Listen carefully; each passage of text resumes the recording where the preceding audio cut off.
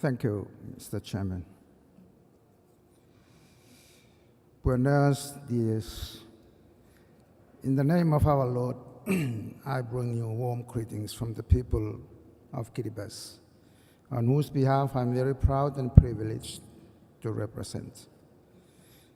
Allow me at the outset to pay tribute to the government and the people of this beautiful country for gracing us with warm welcome and hospitality, extended to me, my wife, and members of my delegation since we first set foot on the beautiful shores of Cancun. Excellencies, ladies and gentlemen, our gathering today is a testament of our shared experience, dilemma, and our ending attempt to forge partnerships, solution finding, and to stock take our previous efforts to address disaster risk reduction, taking shape in our various parts of our islands and communities.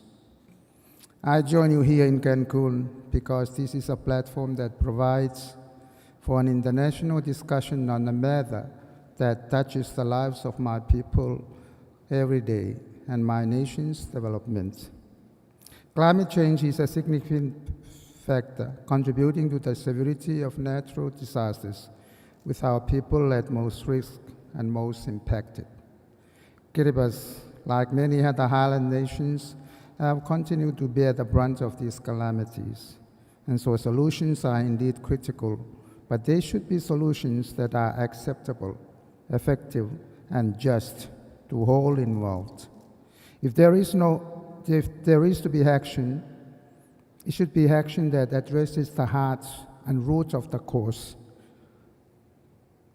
Action that is not just about facilitating recovery, but about strengthening a nation's resilience. But as in all proposed solutions to risk, we cannot do this alone. It requires partnerships that can produce outcomes that will reduce the degree of disasters. For small nations like Kiribati, we believe that scale-up financing of risk reduction and climate change adaptation initiatives are key in reducing our vulnerability. We believe this will be the key in transforming our commitments under the Sendai framework and the Paris Agreement into tangible actions and eventually in achieving the Sustainable Development Goals. We simply cannot afford to wait, and the only way that we can rise to progress is when we take charge of our own issues.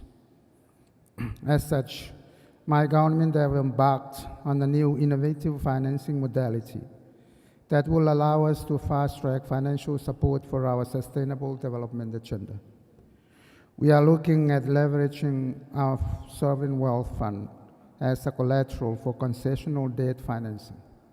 Ideally, government will be looking at this financial mechanism with an interest rate of 1% to 2% and repaying when climate or adaptation financing are available. We currently earn about 6% return on our investment.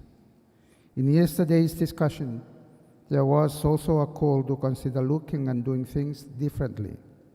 We should be innovative to pursue what we see first fit to progress. As such, we are also looking at private financing for our adaptation and mitigation measures. The Pacific Rising Initiative of the Coalition of Atoll Nations Against Climate Change is an innovative approach that involves public-private partnership to secure and mobilize private financing for climate change, adaptation, and mitigation.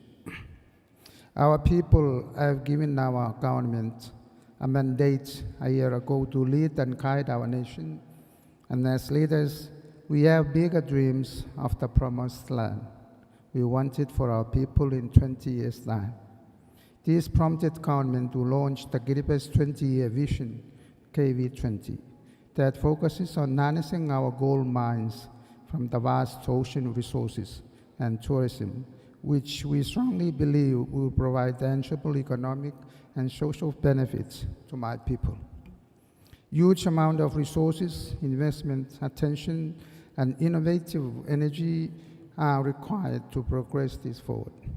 But with the frequency and intensity of disaster risk exacerbated by climate change, this will inadvertently limit our choice and our efforts to achieve sustainable development.